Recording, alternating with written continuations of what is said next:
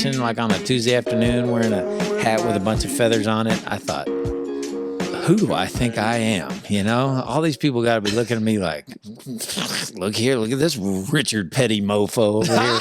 Richard Petty.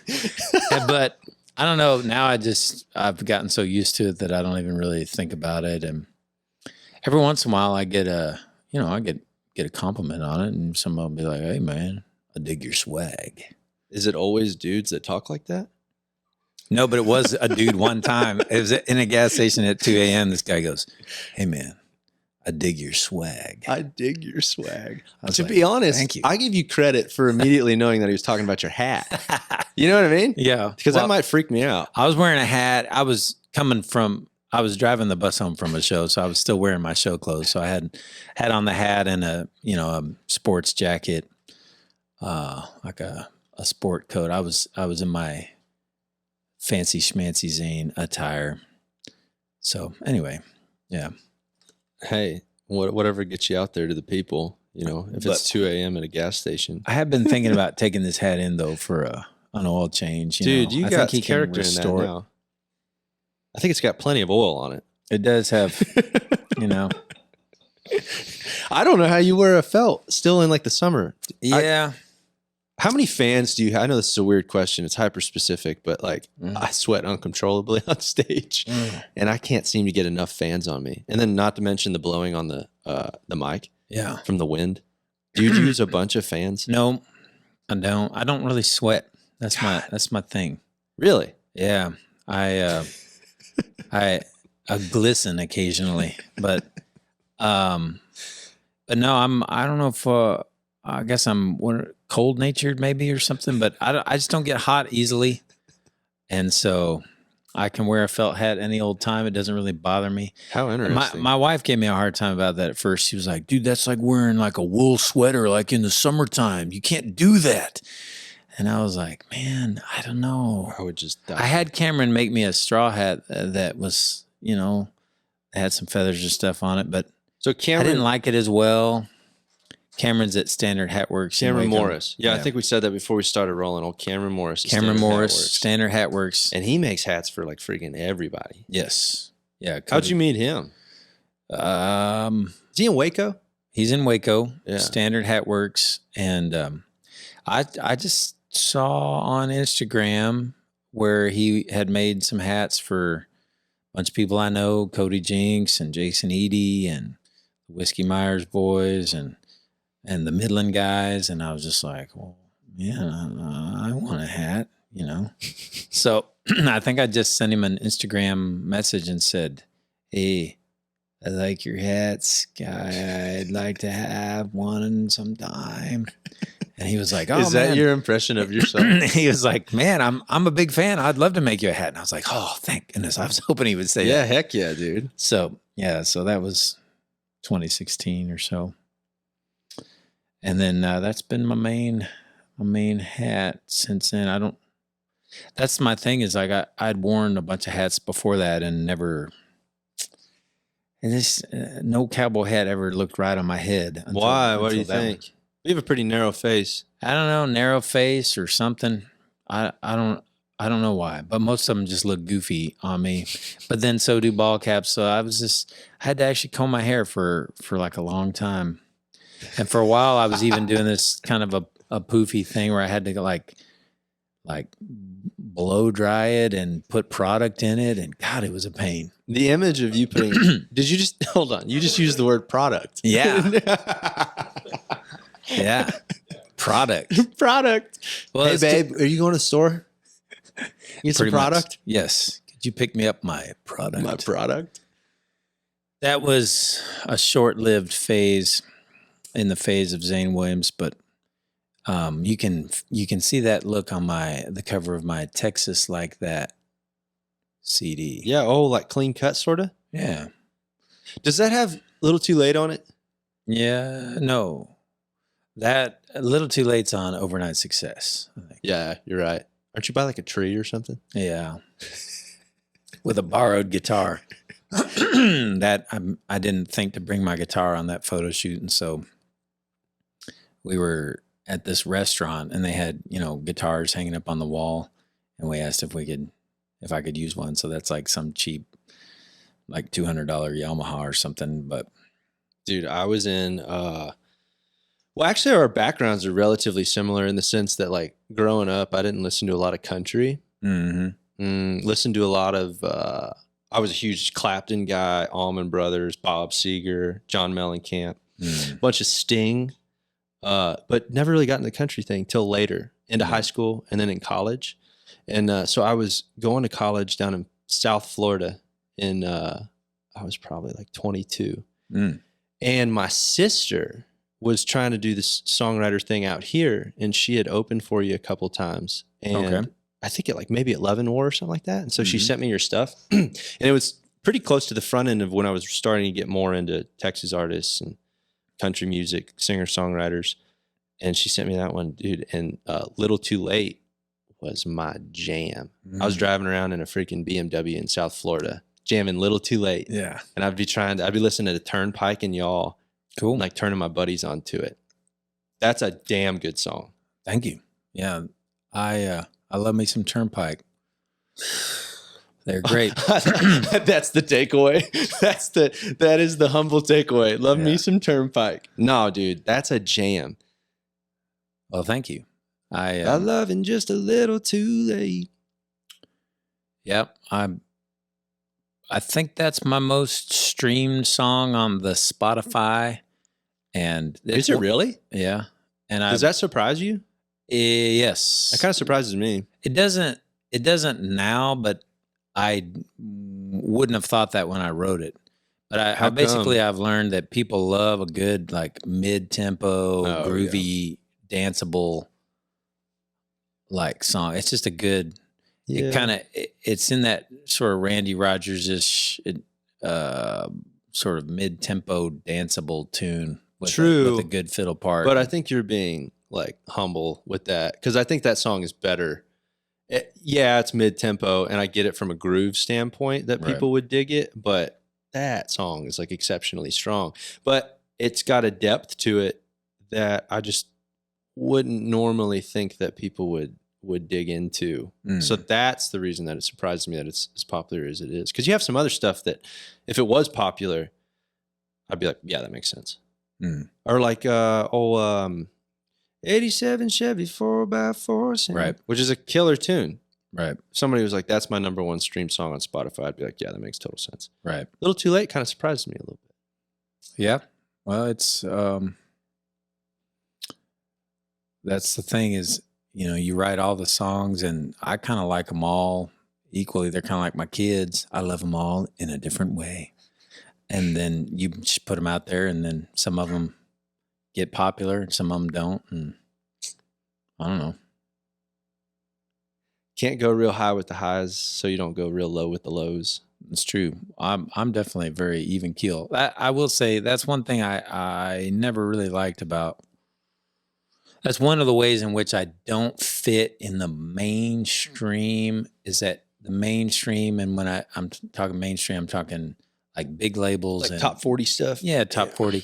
It's a world that's very focused on singles. Like, what's the single gonna be? Because they're gonna spend millions of dollars, or at least $1 million, on the single. And, you got to get it up the chart and have a number one with the single. What's the single? And I've never been like a single oriented type of artist, Even in the Texas format? Because you have a lot of that even here. I've had singles on the radio, but I always have a hell of a time picking even which one it's going to be. And it always seems like every time we go to pick a single, there's like no consensus. It's like my manager likes this. I don't have a manager anymore, but my old manager would like this one. And my wife likes this other one. And my band likes this other one. And the few fans that I've talked to like these other three over here. And it's just kind of like, I don't know. I feel like I'm good at not writing bad songs. So all of my songs are like good or better. Hold on. You're good at not writing bad songs. Okay. So I don't put out crap, but I also don't know if I have like I I don't know if I have that 1 or 2 song per album that are just like mind-blowingly catchy and hooky and like a perfect single. I don't feel like I normally do. So anyway, that hurts you, I think, in the mainstream world, but that's always kind of bugged me that you know, even just to pick one song out of everything. It's like in Nashville so many times it feels like you're betting everything on this one song. If it works, you're going to have a career. If it doesn't work, screw you, you're finished. But in a lot of ways, that's too much pressure, that's man. how their model works, though. I mean, they plunge a bunch of money into these people. They'll cut an EP. If the first single doesn't work, I mean, think about the whole vaults of music that's been recorded, but they got shelved. Right. Because the record label say, nah, we don't want to sink any more money into this. I know. And so, and, you know, I think it's a result of the business model, right? Because if it does take hundreds of thousands or $1 million or more to work a single, then yeah, man, you can't do that with every song. You get your 1 or 2, and then sorry, if it didn't work, it didn't work. I don't blame them for not throwing even more money down a hole that has already swallowed hundreds of thousands of their money. But the effect that it creates is that young artists get 1 or 2 songs. You get 1 or 2 songs, you get your shot. And then if it doesn't work out, then you're canned forever. They just forget you exist. They pass over you for the next person. Like, that's lame to me. What to me I love about the Texas music scene is that there's a different business model where, you know, you're making more of a living off of your live shows. And yeah, you make hopefully some money off of CD sales. You make some money off of merch. You make maybe a little bit of money off of some songwriting royalties. But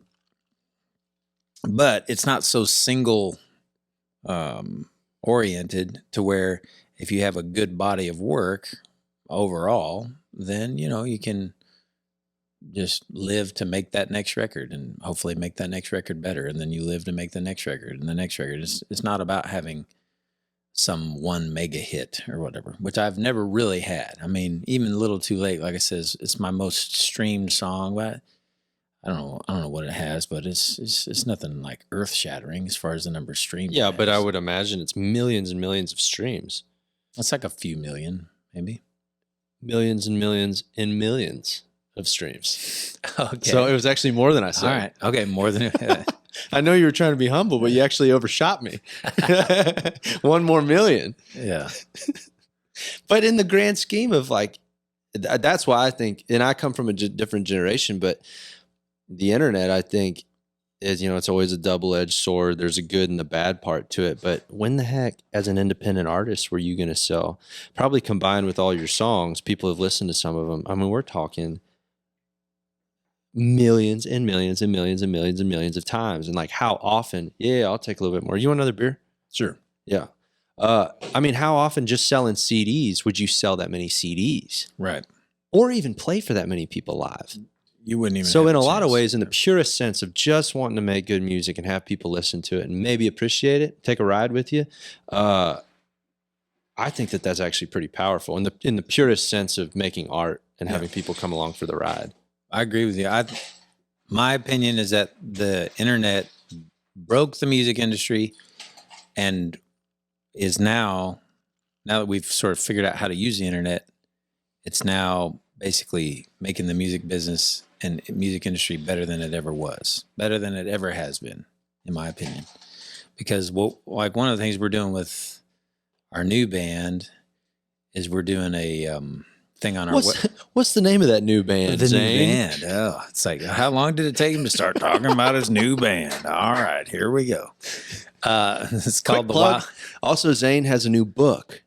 Yes, a new book out. I'm not Zane Williams anymore, everybody. That's true. I'm now the lead singer of The Wild and Blue, which has some controversy in it as well. The name of the band.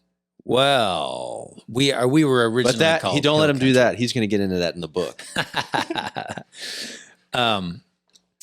We were originally called Hill Country for like a few months or something. I was just messing with you. Long enough to put out an album under that name. A nightmare in and of itself. Oh, well. Anyway, getting back to the internet thing. Here's what I feel like happened is that you got in the days before recorded music, you had basically patrons of the arts, and it's like, oh, Bach, if you'll like work at our church, you can make art, and your expenses are paid for by this rich church or this rich family or something, the Medicis or whatever. See, I'm so historical. I really know. Hey, I got you, dude. All right. Bad news is about that is, what if they die, or what if they don't like your latest art piece of work and they decide to kick you to the curb? All right. If all your money comes from one rich person, okay. Then you move on to recorded music. Now you've got this recording that you can sell. All right. That's pretty awesome. So now people are selling these recordings all over, and there was kind of a golden age where awesome artists were selling, millions of recordings and making lots of money. And then they were able to make big budget albums and do all that stuff. Only downside of that was, there were a lot of independent artists during that time frame who, weren't on the major label for one reason or another, and they probably got somewhat left out. Well, then the internet came along and kind of messed up the CD sale. And so those went way, way down, and streaming happened, and now you got digital downloads, but it's still not anywhere near as much money as the CD sales used to be. And so record labels just like freaked out, and they started like not taking any creative chances and just doing like the most boy band selling thing that they could find. Okay, so are you saying this was like early 2000s yeah, kind of thing? Pretty much. So this was like Napster years, or when that was first starting to happen? Yeah, it's like I moved to Nashville in 99, and that's, around the time Napster came out and everybody was file sharing. And oh, Lord. I remember my brother told me, he was like, I'm sorry, Zane, you just picked the wrong career, man. It's the wrong You're time. never going to be able to make money off of music ever again. It can be converted into ones and zeros, and it can be, it can be copied, and you can fight against that, and they can try to sue people, but you'll never be able to stop them all. And so you're just never going to make money off of recorded music ever again. Was what my brother was telling me in 99. And for all I knew, he was right.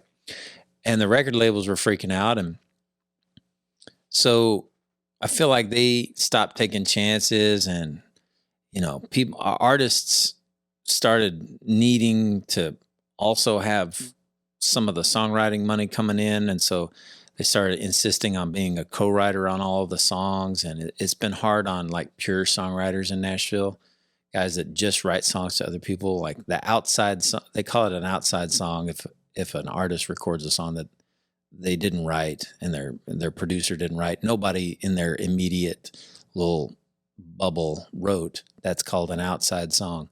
And outside songs these days, still to this day, are rare. It used to be the norm, but it's rare. There's from what I understand, the number of professional songwriters in Nashville is way, way, way down from what it was in the 90s, say. But anyway, what I think has happened is that we finally got, first iTunes came along, and then you had at least a way that people could pay for a download, and you found out, actually some people want to do that because they don't want to have to mess with all the crap of like the streaming services or whatever. And they actually do want to support the artist. And if you give them a convenient way to do it, they'll do it. But downloads still, then you had the streaming thing come along and become more and more robust. And now you've got a situation, in my opinion, it's not too bad, where, you don't get paid very well for a stream on Spotify, but you do get paid for every stream forever on the lifetime of that song, right? Mm-hmm. So instead of $15 up front from a CD sale, and then they can play that CD as many times as they want, you get like, fractions of a cent per stream, but you get that forever. So if you look at a legacy artist like the Eagles, for instance, I doubt they're selling very many CDs, right? Even if we didn't have the internet, I don't think they'd be selling that many CDs. But people are streaming the crap out of their catalog. And so they're getting all of that money coming in. And especially as people transition from listening to the radio to streaming more, the difference between radio and streaming that a lot of people don't realize is that radio pays royalties to the songwriter, but not to the artist. Okay. So if you get That I didn't know. So they don't pay like a standard mechanical royalty on the correct, recording. right? Huh. Radio stations pay money to ASCAP and BMI, who parcel it out to songwriters and publishers, but not to the record labels or artists. All right. And the reasoning behind that was back in the day, like at some point in the past, radio stations, their reasoning was, hey, look, we're playing your music and we're helping make you into a superstar, so we shouldn't have to pay you or whatever. But the songwriter is not getting to play sold out arenas and sell a bunch of merch. So yeah, well, okay, we'll pay the songwriter. Does it make sense? It does. But it's not that way. My understanding is outside of the United States, there are a lot of countries where radio does have to pay the artist and sometimes the producer as well as the songwriter. But in America, it's just the songwriter. All right. Well, anyway, streaming comes as more and more people switch over to streaming. Streaming, some of that income does go to the songwriter, but some of it also goes to the artist. So people's old catalog, if you're an artist that has a big catalog that's getting a lot of radio play, if you're not the songwriter, you're not making that much money off of it. But now that people start streaming it instead of listening to it on the radio, then you are making money off of that. And so now what I think is happening, what do I know? It seems to me like record labels who are sitting on huge catalogs of recorded music that is now being streamed more and more and more and more and more as more and more people start, when they're having a backyard barbecue, they're listening to music on their phone now over a Bluetooth speaker or Alexa or whatever instead of the radio. Then those catalogs of recorded music that those record labels own are starting to earn money from streaming. And it's not very much per stream, but if you add it up over a huge catalog, then it is a lot of money that's starting to come in. So what I think is record labels are starting to ease up a little bit and take a few more chances. And they're starting to not always insist on a 360 deal where they take a piece of your touring and your merch and everything else. They're starting to ease up on some of that restrictiveness. And then also at the end of the day, what it means for an independent artist like myself is that if you build up, a catalog of 10 albums or something, and people are streaming that stuff and they have it saved to playlists and it's just getting played every so often, however so often, you're getting paid off of all that stuff. So it's not CD sales up front, but it is sort of passive income over the long run. Yeah, but it's if somebody buys a CD for $10 and they listen to it 1 million times, you got $10. Right. Somebody listens to your song 1 million times, you get $4K. Right. Like on streaming. Right. Relative. So like close. But yeah. So depending on how it works out, it could be more money, but just way more spread out. Right. And then so what we're doing with the new band is we are using the internet to basically collect money from our fans and turn all of our fans who want to do it into sort of our patron of the arts by everybody just kicking in just a little bit. So it's similar to there's a website called Patreon, but we do it through our own website. And oh, interesting. You don't use like a third party to crowdfund it? No. So, there's Kickstarter, there's Patreon. Kickstarter is sort of a one-time fundraiser thing to like, say, make a CD or something. The problem with that is then your next CD, you got to do another Kickstarter. Your next CD, you got to do another Kickstarter.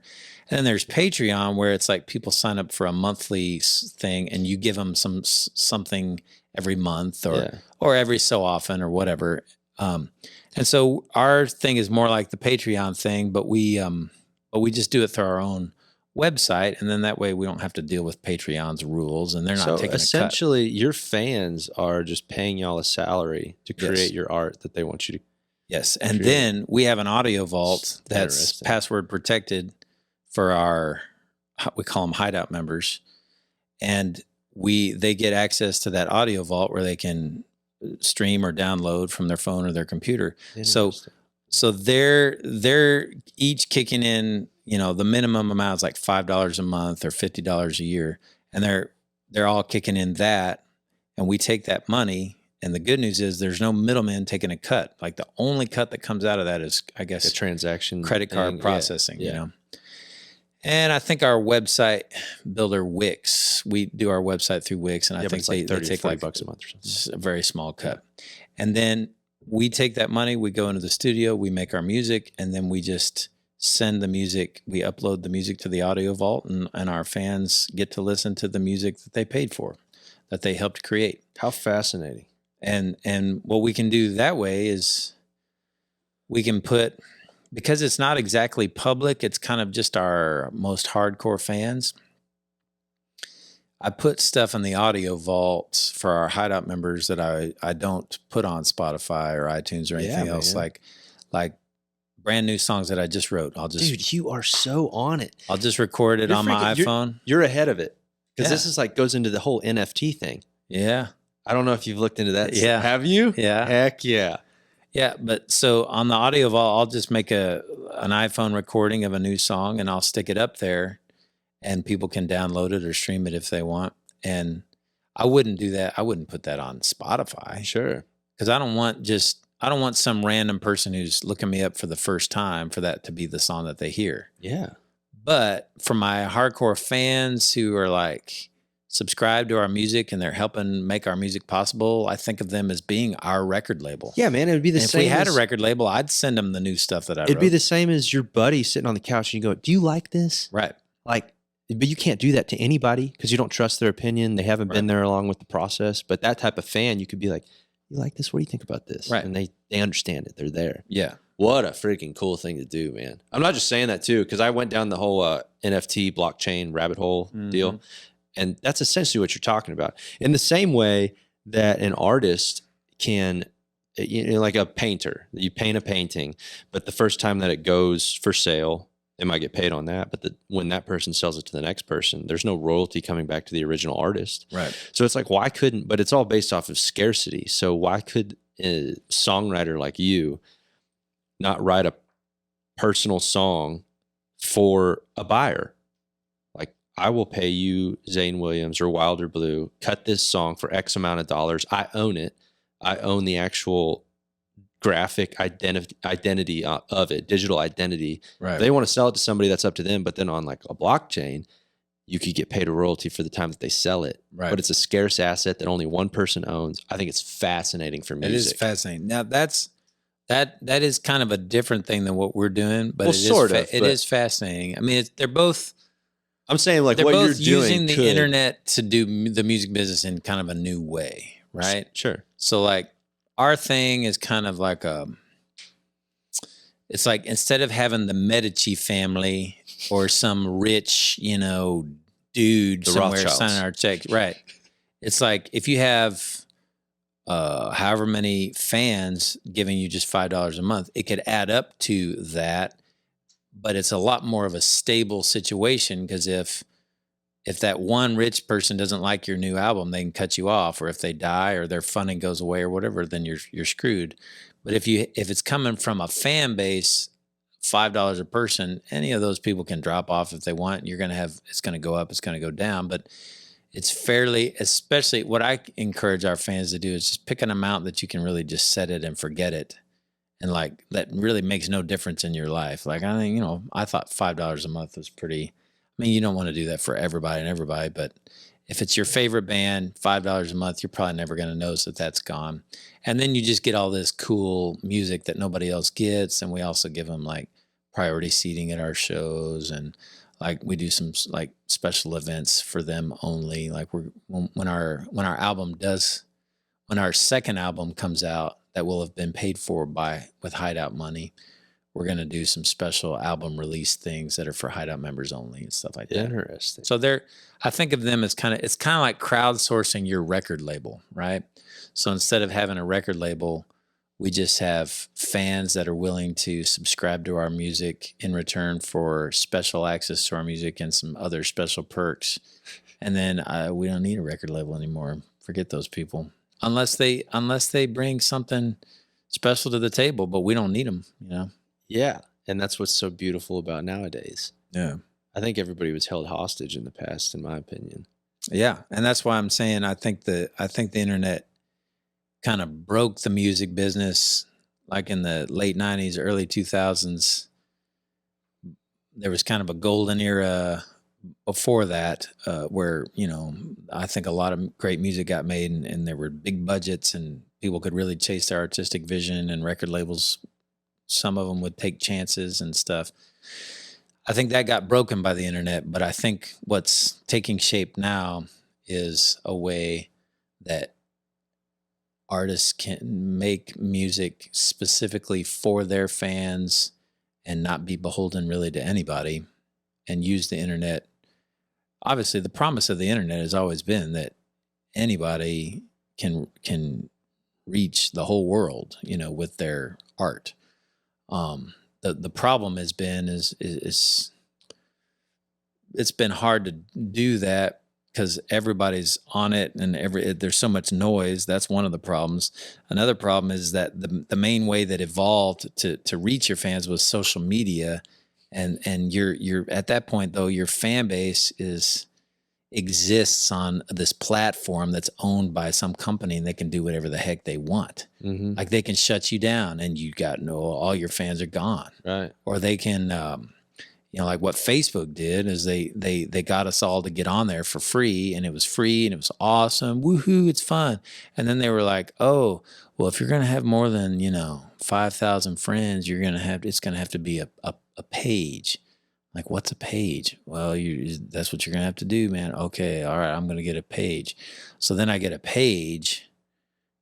This was, like 7 years ago or whatever. Yeah, but none of those friends translate over to the page. I think I was allowed to do it one time. I was allowed to make all my friends into likes on my page. But what happened was I was immediately cut off from viewing any of their profiles because we were no longer friends. They were just people who liked my page. Yeah. Right. So it sucked. It did. Remember at the time that I did that, I felt like I had to do it. Facebook was forcing me to do it because I had outgrown my 5,000 friend limit. And if I wanted to grow any more beyond that, I had to switch to a page. But when I switched to a page, it was less personal with the interaction with the people. And then what happened was they started, every time I would post on my page, fewer and fewer people would see it unless I paid Facebook money. Yep.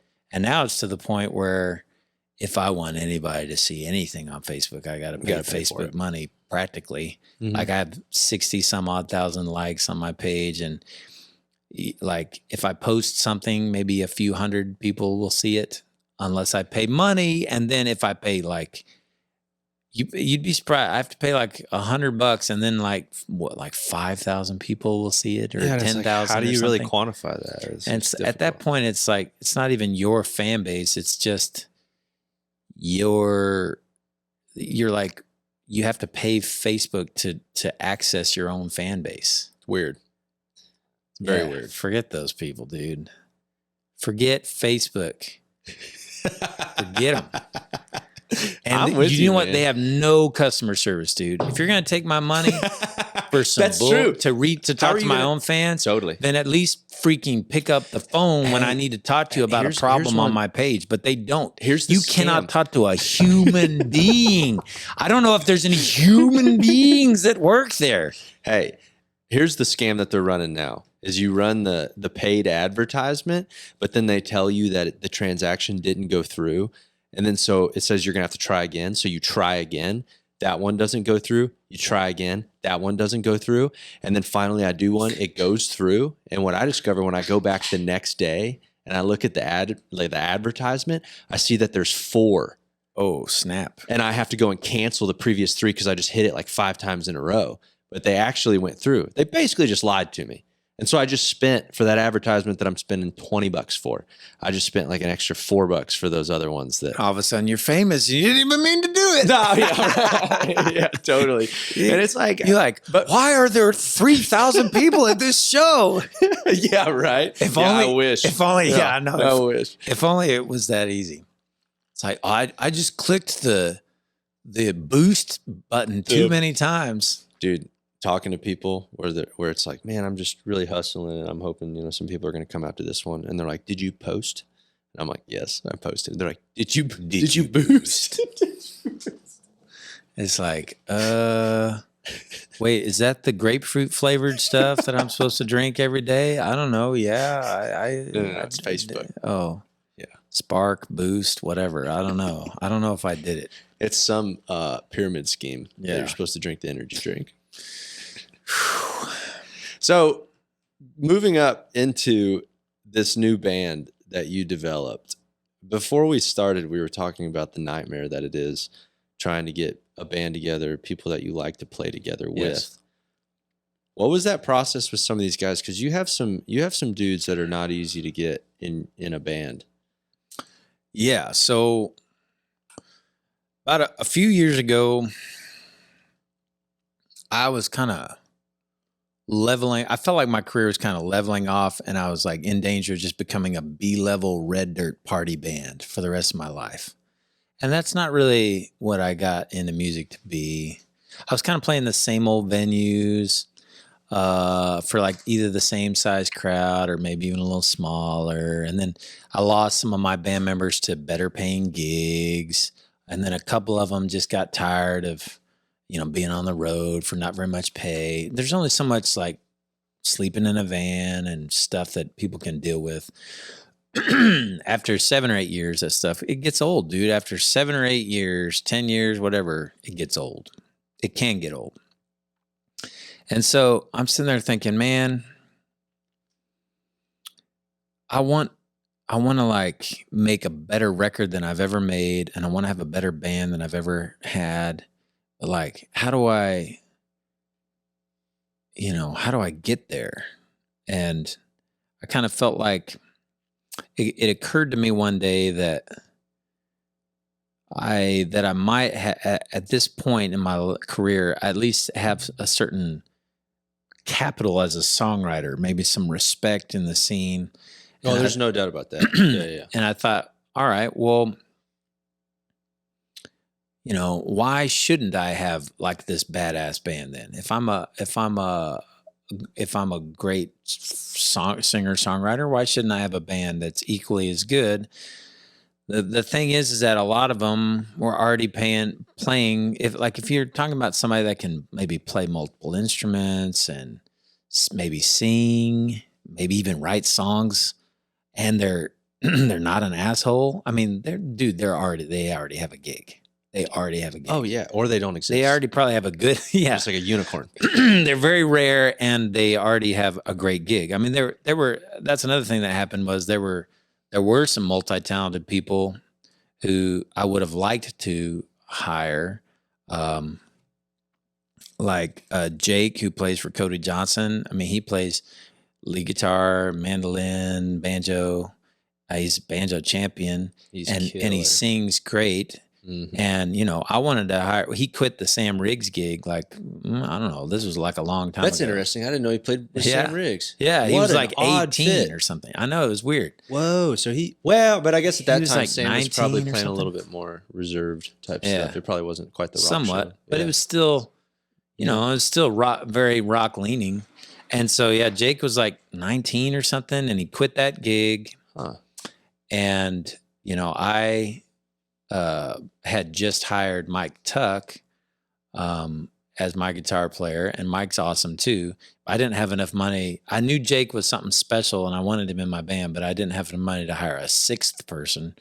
So, he played a couple shows with us as a sixth person. And then, then he, shortly after that, he got the Cody Johnson gig. And then there's another guy named Hank Early. He played some shows with me. And he plays, steel guitar and electric guitar and accordion, and, he sings.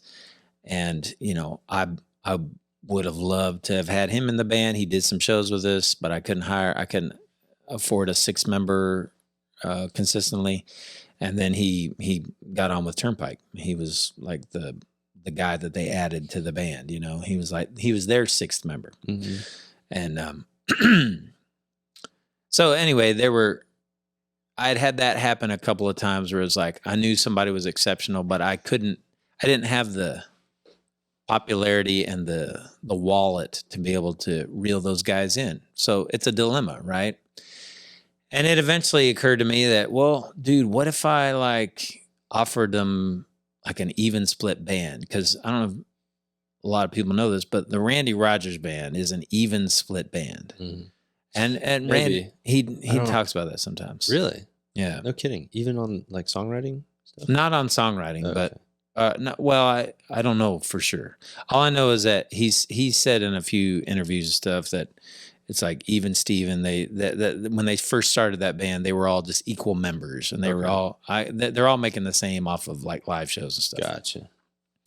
And so I always thought that was kind of interesting because, you know, Randy writes a lot of the songs and sings, does all the singing. And it's like, you know, why couldn't he have just been a solo act and paid those guys per show, you know? but I after hanging out with the Randy Rogers guys and seeing their deal over, you know, they've been together as a band. They've stayed together, you know, for a long time. They've been together for like 20 years. And one time I was on Parker McCullum's bus with Randy, who was managing Parker at the time. Maybe still is. I don't know. I don't think I think they split up, but I think he was probably. Yeah. And so Randy was telling Parker, he was like, man, I tell you what, the key to this whole music business is the best thing about it is just brotherhood. You gotta, it's all about the brother. It's not about the money. It's not about anything else. It's about the brotherhood, man. He's like, my band, we've been together since day one. We've been together for 20 years. We've been together through births and deaths and sicknesses and hard times and divorces and every other thing, but we've stuck together. And, you know, I hope you can, he was telling Parker, I hope you can find that, you know, that, that brotherhood, because it makes it all worthwhile. And I just remember thinking, dang, I want that, you know. I've always been friends with my guys in my band, you know, but they're sidemen. I pay them per gig, and, you know, I don't fault them if they go to a better paying gig, you know, or if they decide that, you know, the money's not good enough, they want to do something else for a living or whatever. There's never been a long-term commitment there. So it occurred to me that, well, hey, what if I wonder if I could attract some of those exceptional players to sort of join forces with me. If we made it an even split band where everybody was equal owners, equal decision-making clout, and we really did it together as a group. And so that's, I just reached out to a few different people who I thought, you know, I thought if they do it at first, we're probably not going to be making very much money, but there is potential in the long run if we become a Turnpike Troubadours, if we become a band on that level, that they could all be making more than they would ever make as a sideman, even for a bigger name artist. Because there is kind of a ceiling on that, you know. Like, you'd be shocked. That's another thing too, is you'd be shocked at how little some sidemen are making, even for like big name artists playing arenas. But when you really think about it, it makes sense because they could get almost anybody they want. They could get anybody they want, right? So if you don't want the job, there's like 1,000 guitar players in Nashville that are in line to take that gig for freaking peanuts. So there's kind of there are arena headlining. It's almost like to get there, you have to pay more. Yeah. Until when you get there and you have the money to pay them, it's like, oh, now I don't have to. Yeah. So incredibly frustrating for me. Yeah. Yeah. And I mean, there are guys that when they get to that level, that arena level, they're loyal to their bands and they take really good care of them. And I think that's a good way to be. But it's also true that if you're a solo act, like if you're Tim McGraw or whatever, I mean, Tim McGraw has the Dance Hall Doctors and they've been with him for a long time. So maybe he's a bad example, but certain types of artists, it's all about that individual artist. It's their name, it's their face that's recognizable. And let's face it, the band is just kind of in the background in the shadows and they're playing their asses off, but you could swap any of them out with somebody else that was great. And the crowd would never know the difference. Sure. So there's only so much you're ever going to make as a sideman. But if you're a band, you know, I'm talking like the Eagles or the Beatles or Turnpike or whatever. If you're a band, then you know, for one thing, if you have that equal piece of it, you're getting paid an equal piece off of whatever your band ends up doing. If your music gets used in film and TV, or if you sell a bunch of merchandise, or, if you get a sponsorship deal or something, then you would participate in that, and you could theoretically make more than you would ever make as a sideman. So I thought maybe I could talk to some people into doing that. And I'm completely fine with giving up that ownership and control to have a better musical product, like to have a better band. Like I'm 100% okay with that, because I wanted that brotherhood that Randy was talking about anyway. Like I would rather have that than to be the boss man who tells everybody what to do and can hire and fire at will.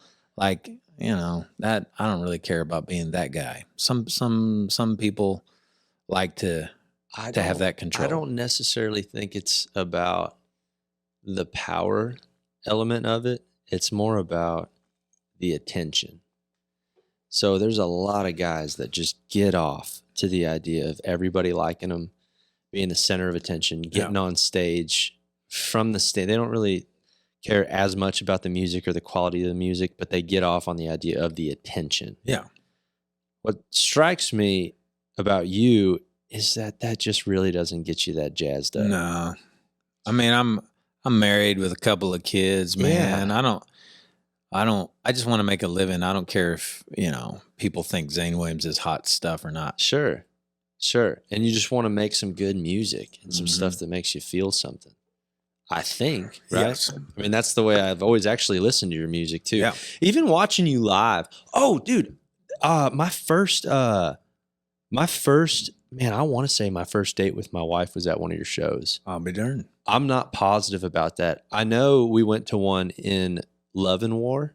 Mm-hmm. When they had the one in Plano. Mm-hmm. But they don't. No. I'm sorry. The one in Grapevine. The one in Grapevine. They don't have that one anymore. And I'm pretty sure it was either our first date or it was the first time I introduced her to like some of my family. Yeah. At yours. Anyways, fun little fact. That's cool. But what I noticed, and I think I've seen you one other time, but you're a killer entertainer. And it might just be because I do it, or at least I try to do it, at my whatever You're doing I'm it, bro. doing. Sort of. You're doing it. But maybe it's just because I can identify with it a little bit. But when I watch you, I can see that there's a part that even in the entertainment thing, I don't know. I guess I've just seen guys that I can tell they're really just like soaking it in to a point where it's unhealthy. Because I know like when they walk off stage and they have a conversation with somebody, they're probably not going to act very cool. They're probably not a real cool guy off stage. Right. And I can see it on stage. And when I like watched you, and there's some other guys that I really like that I can tell that they're great entertainers and they can engage with the audience, but I can tell it's different. And when they walk off stage, you could probably have a genuine conversation with them. And you always struck me as that. Well, that's how I feel. I'm glad I come across that way. Yeah. Pretty much all I'm thinking about when I'm on stage is like, playing my guitar right and singing really good in key. Dude, I'm just trying to tune. Smile at some people and like put on a somewhat decent show. But hey, here's a question. This is maybe just specific, like hyper specific, but the idea of eye contact, like when people are really close and they're pressed up right there. Right. It can be weird. Yeah. Like super weird, but you have to do it. And I'm still trying to figure out that, because I mean, dude, you do it, but it's maybe like second and a half. Yeah. Because you want to develop a moment. But like 3 seconds is like, okay, this guy's just staring me down right now. Yeah. Any advice on that one? I think you got to find your own path, man, on that. Don't tell me that. I know some guys. So I've seen some artists who I really admire and respect, and they will not make eye contact with an audience member for any reason ever. It's either eyes closed or it's like looking out into space above the crowd. Oh. And, you're talking they won't even ever look down at. I mean, I know some guys that it seems like they like to be in their own little world. And I will say it is if you are kind of going to this musical place in your mind where you're just really into the music and you're really listening to what the band is doing and you're really into what you're playing and you're just 110% caught up in this musical river that's happening, it can be jarring to like look down at like it's like some guy hitting on some girl or whatever, and whatever's happening in the crowd can take you out of that river that you were in. Sure. You know what I mean? So I don't. Or that one person that's on their phone and they like have their back to the stage. Yes. Right. It just destroys your It brings soul. in all kinds of other thoughts, right? Think you're crushing it.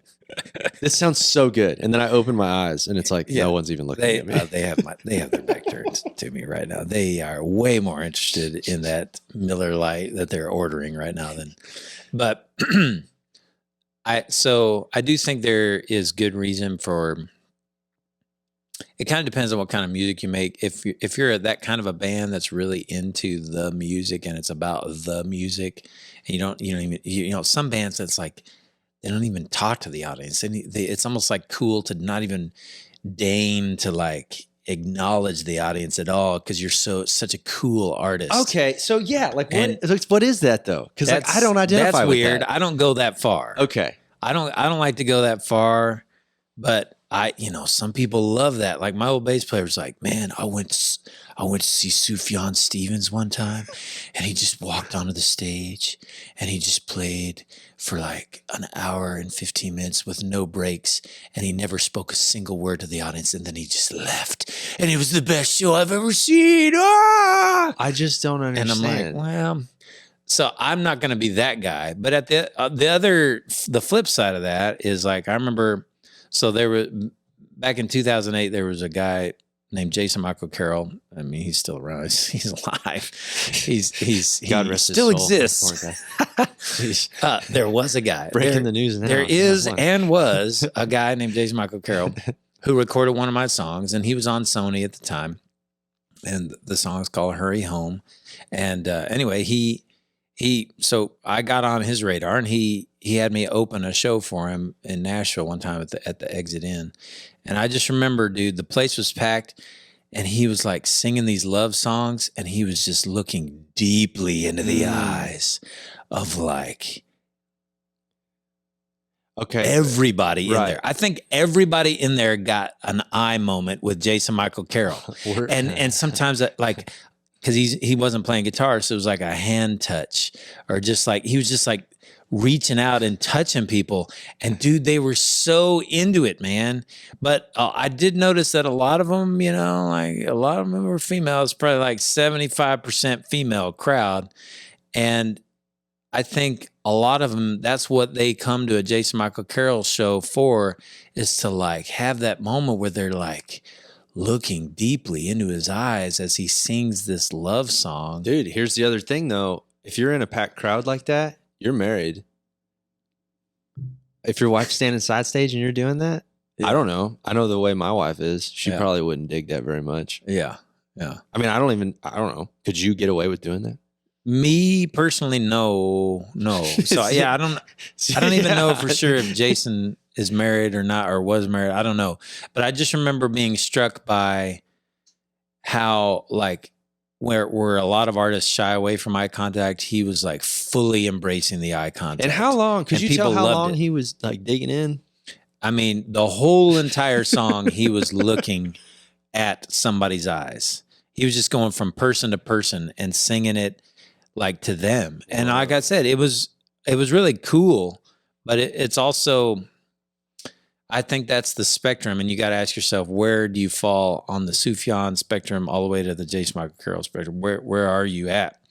And I'm comfortable in the middle, man. I'm like, if depending on what the song is, if it's a song that especially maybe is a little bit more challenging for me to play and sing, and or if it's a song that's really groovy and jamming and I just want to listen to the band, I'll close my eyes and I'll ignore the audience. I allow myself that little selfish pleasure to just ignore the audience and not even let them interrupt my stream of consciousness for a little while.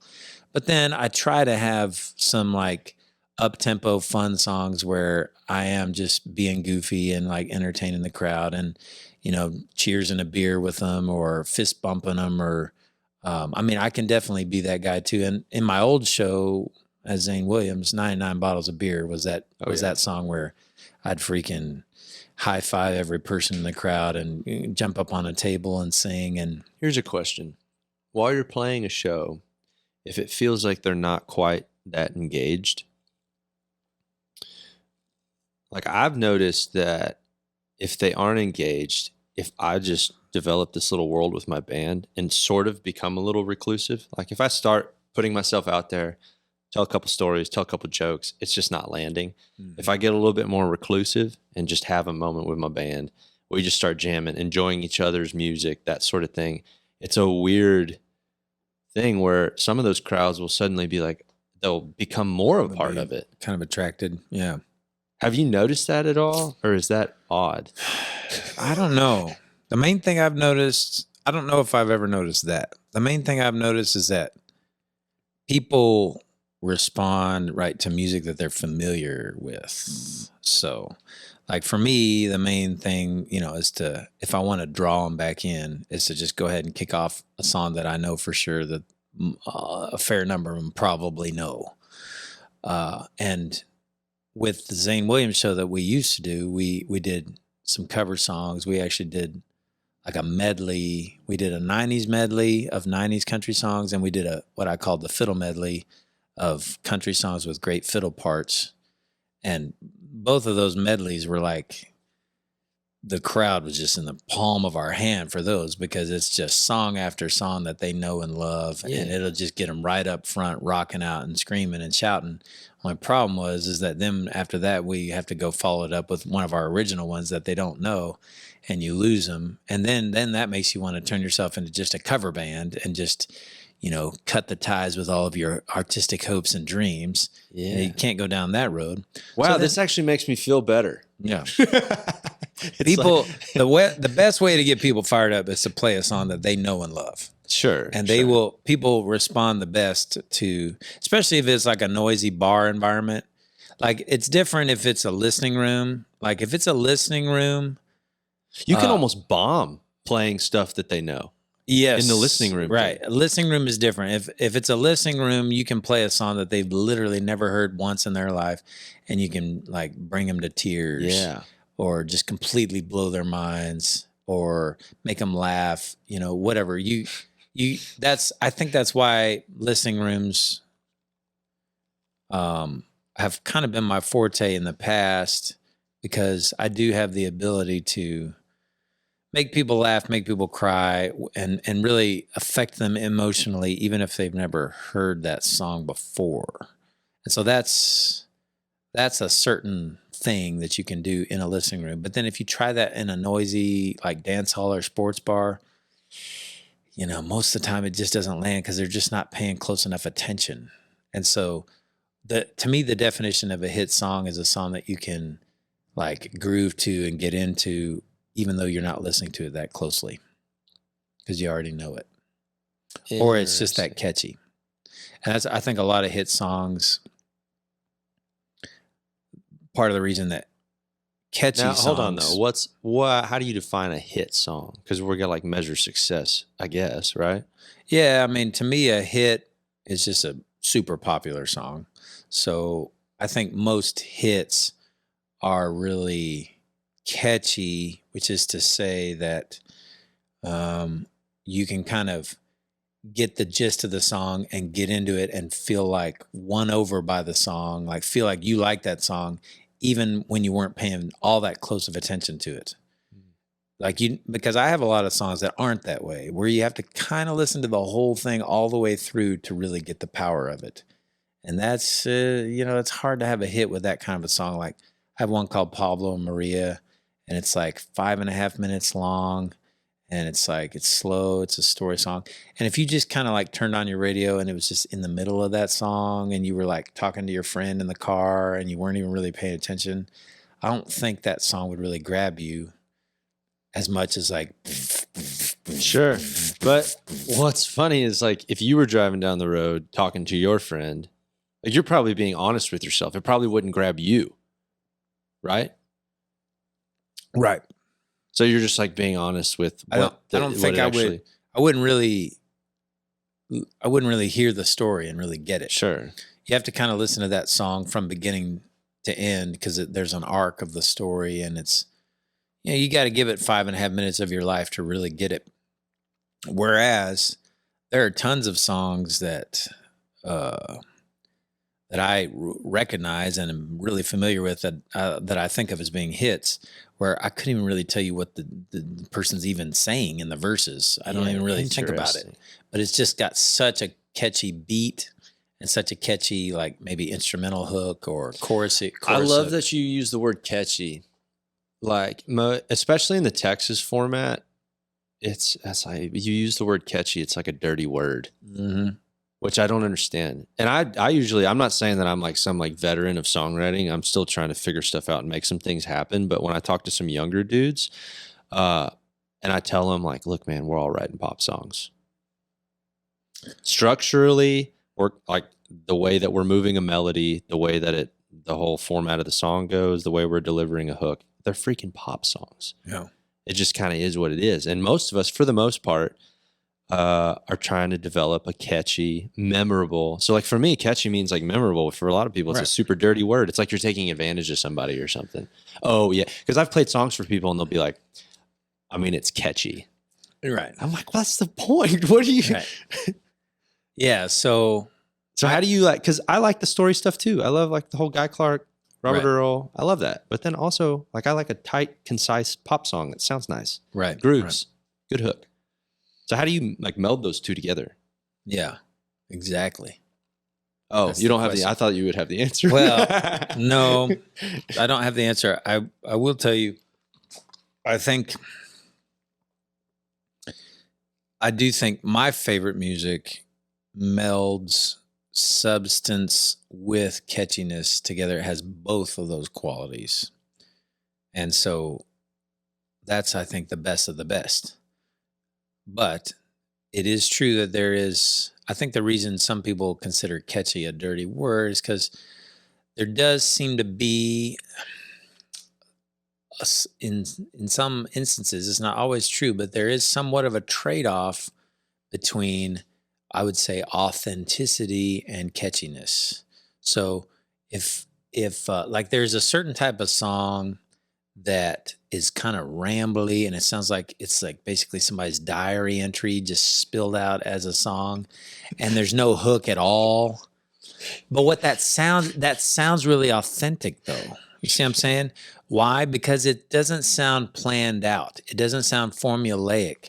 The thing with catchy is that it's usually simple and repetitive, right? Catchy, memorable, as you said, memorable. What's the best way to be memorable? Simple and repetitive. That's it. So the simpler, more repetitive you get, that usually comes at the cost of lyrical depth, let's say, right?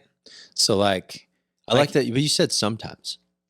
Sometimes, right? Because I mean, like, there are exceptions where there are some songs that I think have lyrical depth, but that also are very, very memorable. And that's, to me, that's the gold standard that you're shooting for.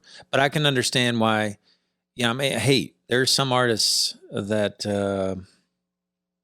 they would even think that just being popular is a dirty word, is bad. And for that kind of artist, I think, you should avoid being catchy and memorable. Just be forgettable. Yeah, like what's the alternative? If you literally think that being popular is bad, I mean, I think the alternative for some people is to just be sort of a tortured soul artist that hardly anybody knows, but like maybe a few people like really appreciate or whatever. And that can be cool too. There's a lot of people who try that are bad, or that come across as bad in my book. It's all subjective. There are a few of them who I think, there are a few people who write what I consider, they write songs that blow me away. but that are not catchy songs, and they never got that popular. But people like that are kind of rare. There's a lot more people that just aren't very good, and that's why they never got popular. And they're just it's, the metaphors aren't very good. The melodies aren't very good. That's the problem. I do think that's the thing about art is it's subjective, but man, there is such a thing as imagery. There is such a thing as metaphor. I mean, there is such a thing as language. Can you use it? Are you good at using language?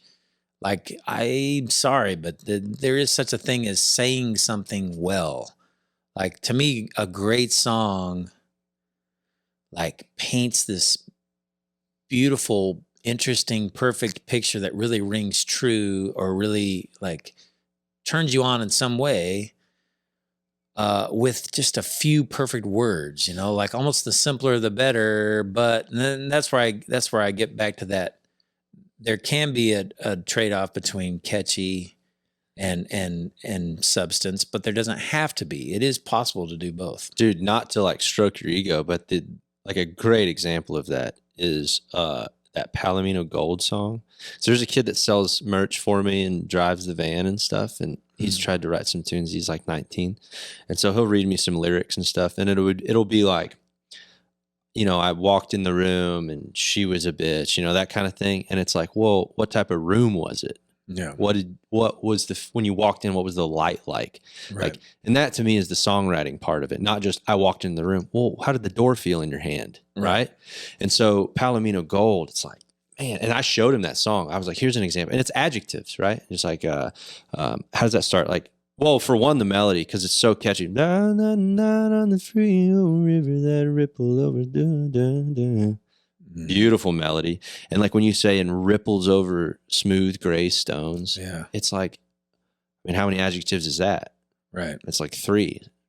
Or no, it's a verb. Ripples over smooth gray stones. Eyes like the pools of the Frio River. Eyes like the pools of the Frio River. Where it ripples over smooth gray Dude, give me a freaking stone. break. Yeah. That's insane. And so I showed him that, and it was more like, and so I told him, like, eyes, all you have there is like, you have eyeballs and you have stones. And then you use a simile in the middle, like or as. I'm like, dude, this is 6th grade English class. Right. What type of eyes? Like the Frio River. Right. That song was weird for me because essentially, like, all we're really talking about here is eyes and hair. Like, it could be easy for that song to just be like, not exactly man. work. That's like the brilliance. Yeah. That's what's so great, is because you could take a simple, and I remember doing it in like middle school English class where they would say, here's the color gray. It was creative writing. Like, write me something about the color gray. And then you would just go down this whole rabbit hole of that. And that's what that is. Girl's hair.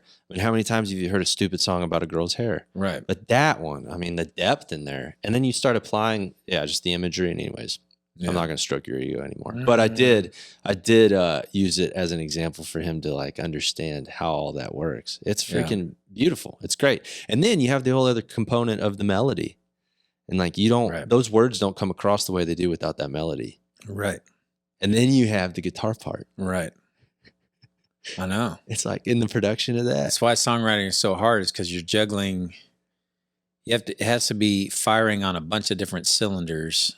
And so to me, a great song has great lyrics, also a great melody, and they have to be seamless together.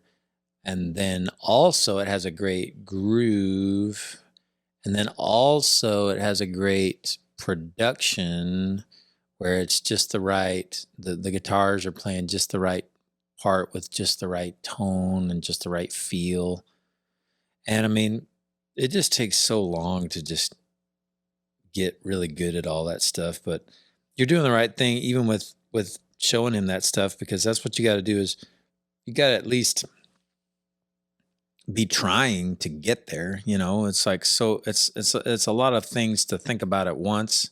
And what I've learned is it's like, it's good if you can do it so much that a few of those things just almost come naturally on autopilot. You know what I mean? So it's like maybe you've you've written so many songs that have that have a good groove that next time, as soon as you start up a melody and a lyric, you're not even really thinking about the groove, but it turns out it has a really good groove that the band can really groove to, but you weren't even really necessarily thinking about that. For me, I've always started off as coming from a lyric standpoint, and I never really thought about groove. And so I've had to learn groove. I learned groove second or third, but eventually after time with playing with a band, I did learn, or I have learned, I'm still learning, groove, how important groove is. I think it's really more of a groove world than it is a lyric world anyway. I'm a lyricist living in a groove world. There you go, dude. Hey, there's you some merch. That's some new merch right there for sure. That's the truth. If you don't do it, I'm going to steal it. So it's the same thing as the catchy and the substance. It's like you got to do both. Well, it's the same thing with lyrics and groove. The best music does both, but that's a lot of balls to be juggling at once when you're writing a song, which is essentially making some stuff up. And so the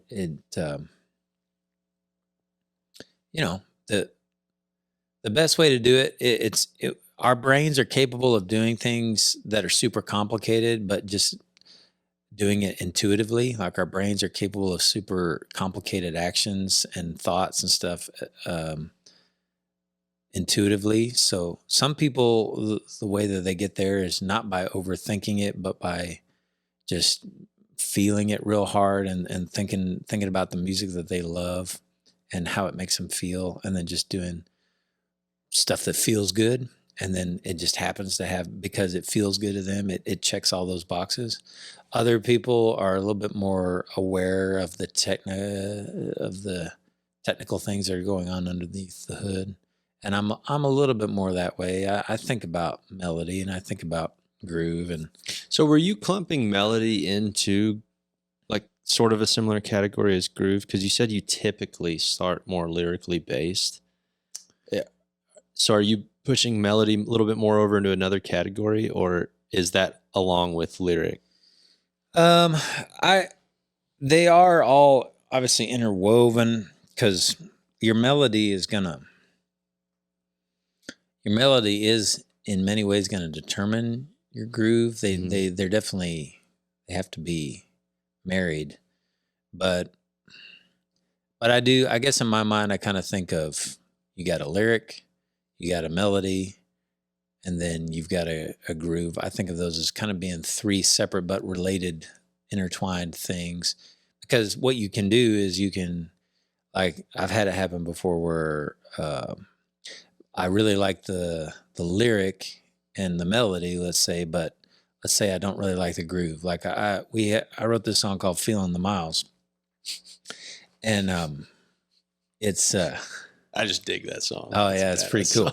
So the original version of that song came out very kind of James Taylor-y feeling, and when we went to the studio, it was like the band loved it, but they didn't know, it wasn't really clear what the band could even play on it. And I was wishing that it had a good groove and a cool bass part and a good drum part, and I didn't want another song that sounded like a singer-songwriter-y song where the band just kind of tries to stay out of the way and not play too much. I wanted to turn it into a band song. So I actually rewrote that song, but I used the same lyric and mostly the same melody, but I actually did have to change the melody some.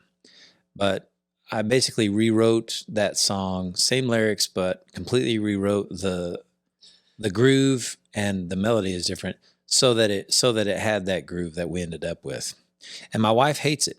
Or no, she didn't hate it. What? My wife was a little freaked out about it. Let's not. Well, because like she likes the original version. Far slower. The original one. The original one was far slower. It would have been real finger picky and slow, right? A little rolling finger pick thing. Mm-hmm. Didn't know where I knew where this was headed.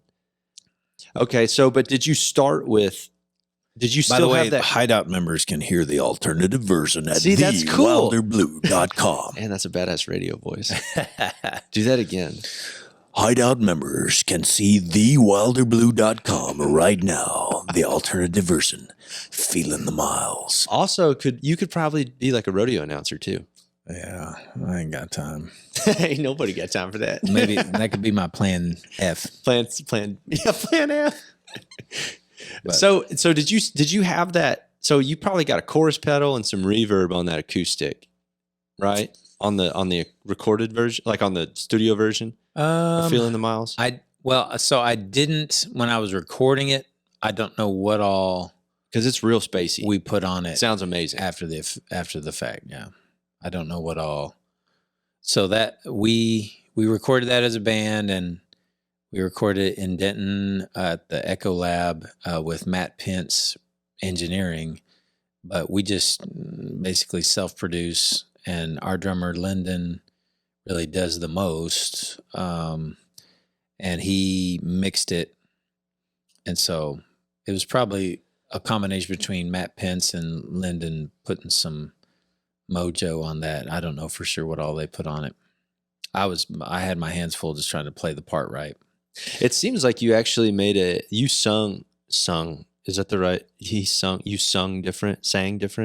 How do I say that? Maybe sang different. You seem to have had a different vibe singing in that than I've ever heard before. Especially when you go into that chorus part, because you're like halfway like mixed voice, like falsetto kind of thing. And I've never really heard you do that, especially like in a lower register, which I thought was cool. Yeah. And it gives the whole song like an earnestness that, because it kind of wanted to groove and had a like super grooving 70s thing. And then the way that you sang it had more of like a really subtle like singer-songwriter thing. I thought that was a cool juxtaposition. I practiced that word on the way here. Cool. Nice. Yeah, we recorded that all to tape, and that was our first foray into like no Pro Tools recording. Since then, we've kind of landed on.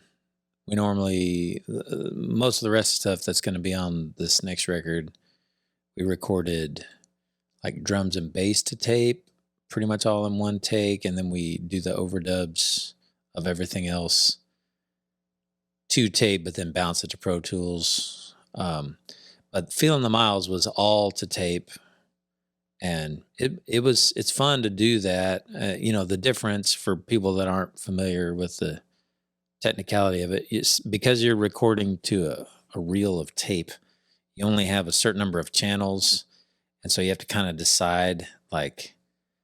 We were kind of short on channels, so it's like, well, let's put the tambourine and this harmony part both on the same channel, right? It's like you got to kind of do them together on one channel, and which means that you don't have separate volume control or EQ or whatever on those two things.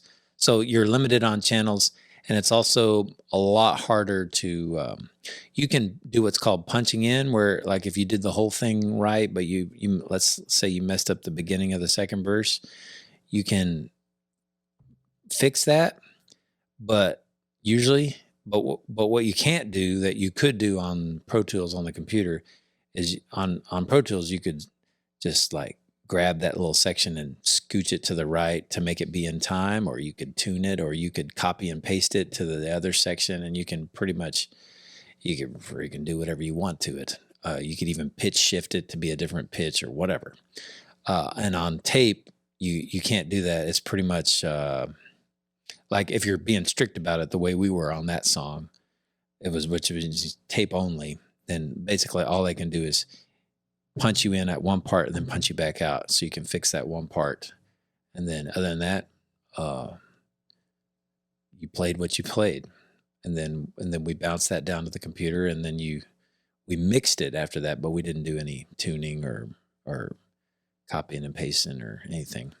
Yeah, so that was fun. The most raw, unedited version that you could get, other than literally live. Yes, and what's cool about that is it's how many takes you have to make decisions. So like the thing is if you're recording onto a computer, you're just like, I'll just do 20 takes of this and then we'll figure it out later. And then later somebody has to come along and listen to every single take and like comp together a part, which means you take your favorite sections from each take. Like if you played the whole song 10 times through, you take the first verse from this, or even just the first line from this, or the first half of the first line, or this syllable of this from this, and you just piece it, and you end up with this Frankenstein thing that sounds pretty perfect that's taken from like 10 different takes. That's called comping.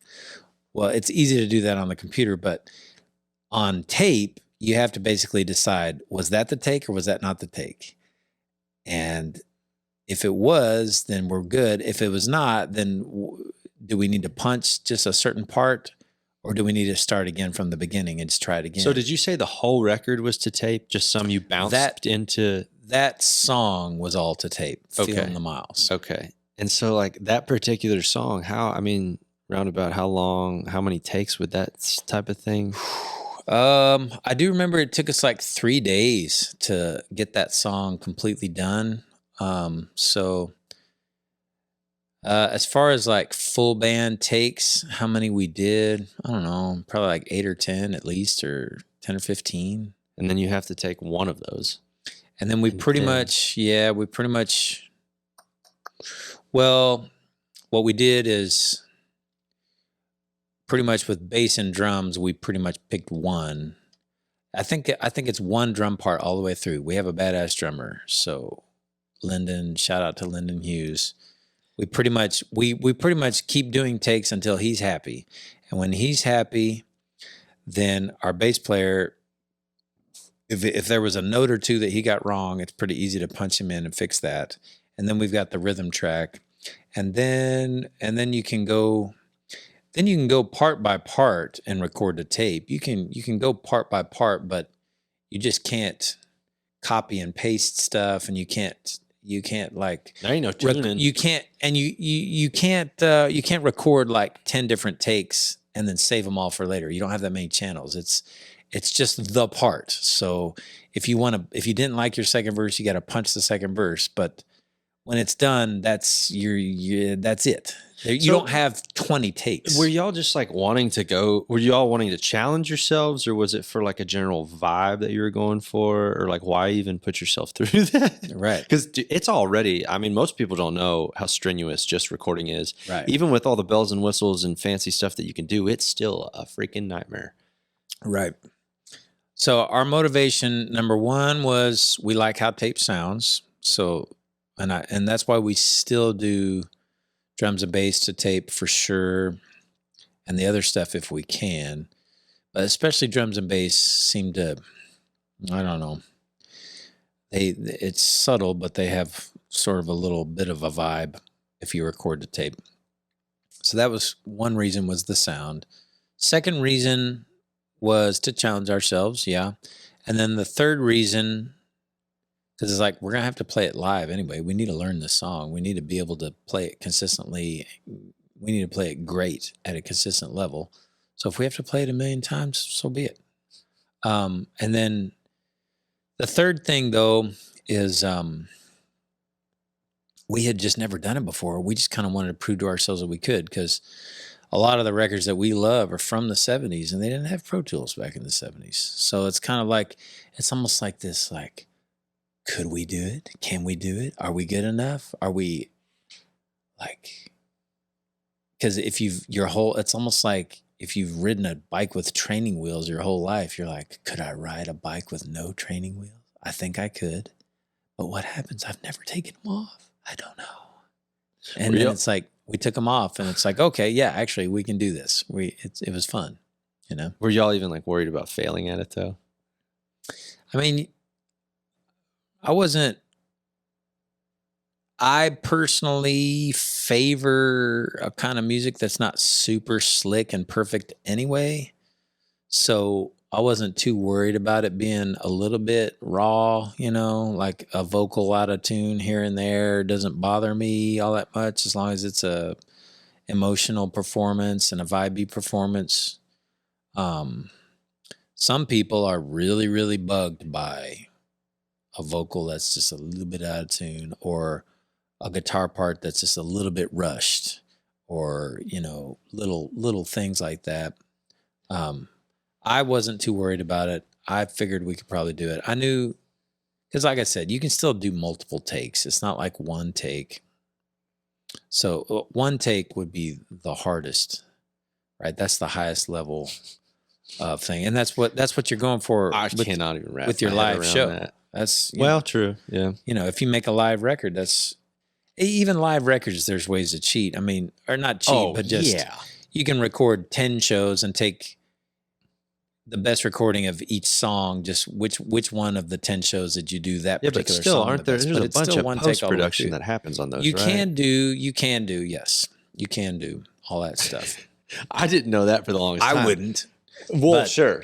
But some of these people I've listened to, and I'm like, how do they sound like that? This is insane. Mm-hmm. And then you're like, oh, okay. Man, with the Wilder Blue, our goal is to just sound like that. Y'all do. That's the goal, is to be that. That's just how we sound. Also, I don't know, but Paul, that's hard. Is Paul Easton the one playing dobro? Who's playing dobro? No, that's Andy Rogers. Andy Rogers plays dobro, banjo. He plays acoustic guitar on a couple, but mostly dobro. Because it's banjo. not very often that you hear a full band with the dobro that sounds that good. Yeah, it sounds good. Yeah, and he was my bass player in my old band, so he plays bass as well. Was he really? Yeah. Huh. Just a seamless transition over there. Yeah, like he was. When I put the Wilder Blue together, I called Paul, and then we got Lyndon. So we had Paul plays electric guitar and acoustic guitar and mandolin, and then Lyndon plays drums. And so we got together with Andy, who was my bass player, and we did some demos as a 4-piece. And Andy recorded bass, and then he pulled out his banjo and his dobro and recorded those as well. And we just loved his bass play. I mean, his banjo playing and dobro playing. We loved it all, but it was just way easier, we realized, to find another bass player than it would be to find somebody who could play dobro and banjo like that, and mandolin and guitar and sing. So Andy got moved from the bass to the other, and he's a little bitter about it. He loves the bass, man. Yeah, but he's playing a quintessential part of y'all's sound. I know. He's How much. odd. I tell you, he's much more of a rock star in the position he is. But I think he just has to think a lot more. It's harder for him to play the dobro and the banjo and all that stuff. And bass, he just loves the bass, man. He loves the groove and just get down on the bass. But so in terms of songwriting, do you still actively pursue having people cut some of your tunes, or what's kind of that process for you? Like, do you have a publishing deal, or like what? I do not right now. So I do not work very hard at trying to get other people to record my songs. I mainly write songs like for my band nowadays, pretty much what I do. But there have been times in the past, for a couple years, I guess 2006 to 2008, I had a publishing deal and lived in Nashville, and that's all I did was write songs and pitch them. Are we talking like 9 to 5 kind of gig? Yeah, just writing songs. Yeah. Okay. I lived on Music Row, and it was like I said, it was about 2006 to 2008. I would just my publishing company was like 2 blocks down the street on 17th Avenue, and I would just walk down the street to my publishing company, sit in a room every day, and just try to write a song 5 days a week, Monday through Friday, trying to write a song. And then my publisher would pitch those songs to other people. And the only one that ever got recorded was that Jason Michael Carroll doing that Hurry Home. But since then, since I've been in Texas, my main focus is writing stuff for myself. And then it's kind of like, if I put something out that some other artist hears at some point and they dig it and they want to record it, that's cool. A lot of people don't really know how that works, but basically, if I write a song and I record it, if somebody else wants to come along and record it, for one thing, they don't even need my permission. They can, as long as it's been released to the public before by any artist, then they don't need permission. They do have to send the money to me as the songwriter, but they don't have to actually have permission. So like if I want to record a Beatles song, Sure. I have to send money to Paul McCartney or whoever wrote it, but I don't have to have Paul McCartney's permission. And so, but that's different. It's different if it's the first time it's ever been recorded. So if I write a song, like if I wrote a song today, then, you know, you can't just record it unless you have my permission, right? So, and then that allows songwriters to have the power to control who gets to record it the first time, and they can pitch it to Tim McGraw and he can put it on hold. And then if he doesn't want it, they can pitch it to somebody else, and they have that control. It seems like in the old school Texas music world, there was a lot more of cross-pollination with that type of stuff that doesn't really exist that much anymore. Right. I know. I also feel like the stories I always heard was like after a show, like everybody kind of hang out. And Right. Like, most of the cats I go play with, like I don't meet them. Nobody talks to anybody. Right. Which I've always thought is a little bit odd. It seems like a lot less of a community.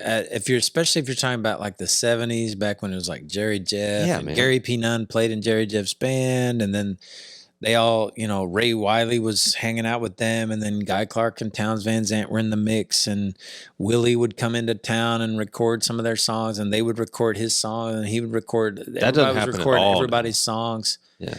Yeah. I miss I won't that. say it all, but I vote for that coming back. Huh. Why do you think that changed? I don't know.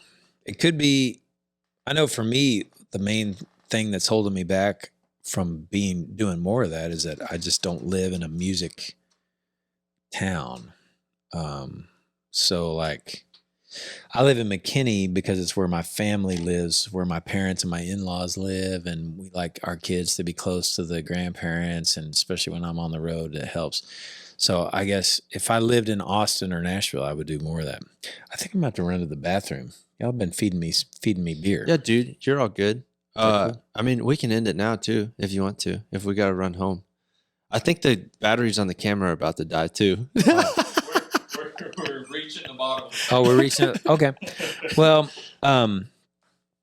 man, I would like for that community to come back, and I would like it for it to come back where people just recorded a great song just because it was a great song, and a great song could get recorded by multiple artists, and where we would all just kind of like do shows together and hang out, and like, that's my goal with the Wilder Blue. Like I write a lot of the songs, but I would love to. I'm always on the lookout for young, or it doesn't matter if they're young or old, just singer-songwriters in Texas, other artists. Obviously, I don't want to record somebody else's current radio single, maybe, but like, you know, I want to record like a John Bauman song sometime. I'd like to record a Robert Earl Keen song. I'd like to record a Townes Van Zandt song. I'd like to record a Radney Foster song, a Steve Earle song. I'd like to do all that. Why don't we do I want to do a Marty Robbins, that whole Gunfighter ballads. Yeah. I want to do that entire record. Nice. So why don't you just do Instead that of with covering me? a song, just cover an entire The record? entire album. We can just go down the list. We can do Okay. every person. All right. Will you do at least a song with me whenever I do the Marty Robbins one? I'm going to do it. That sounds good. Okay. Yeah. You'll do a song with me? Yeah. Okay. I have you on record now telling me. Okay. That's All right. What one would it be? Man, I'd have to listen to that. And then I feel like I'd have to make sure, I don't know, like there have been some people that have been re-recording some of those songs here lately. It's gotten a weird like resurgence. A little bit of a resurgence. We cover, in our set, I do Master's Call. I don't know if you've heard that, No? but on your way home, listen to Master's Call All right. because that knocked my socks off the first time I heard it. Cool. It's a little bit weird in the middle of like a rowdy ruckus crowd to do Master's Call. Yeah. You'll get it once you hear it, but I like to get weird, man. hopefully you dig it. Maybe we can do that one together. Yeah. Yeah, I know, dude. Well, thanks for coming in, man. Yeah. Pleasure. Yeah, see you.